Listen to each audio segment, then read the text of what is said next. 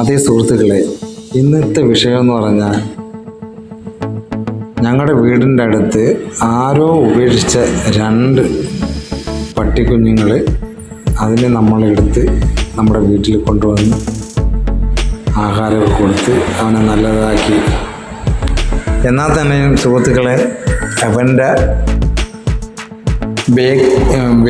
പിറകിലെ 2 കാലുകളും ശേഷി കുറഞ്ഞ മാതിരിയാണ് കാണുന്നത്. ഞാൻ കുറേ കാര്യങ്ങളൊക്കെ ചെയ്ത് നോക്കി, തടവുകയും കാര്യങ്ങളൊക്കെ ചെയ്തു. പക്ഷെ എന്നിട്ടൊന്നും അത് ശരിയാവുന്നില്ല. ഇവൻ്റെ കാല് 2 ഇങ്ങനെ ശേഷിയില്ലാത്ത കണക്കാണ് സുഹൃത്തുക്കളെ നിൽക്കുന്നത്. ഇപ്പോൾ അതാ ഇവൻ്റെ ദേഹത്ത് മൊത്തവും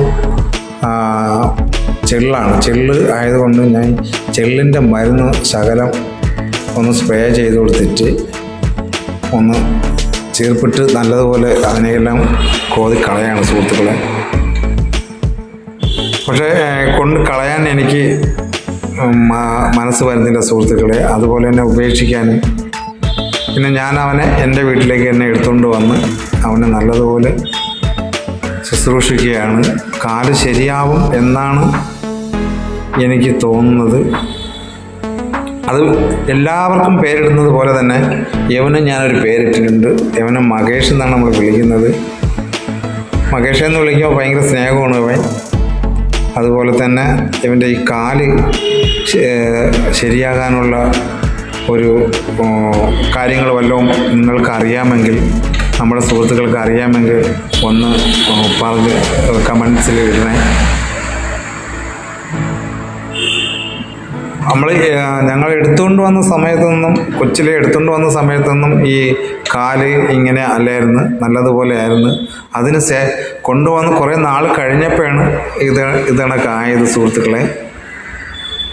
അത് തള്ളയുടെ പാല് കിട്ടാതിരുന്നിട്ടാണ് എന്നാണ് നമുക്ക് തോന്നുന്നത്.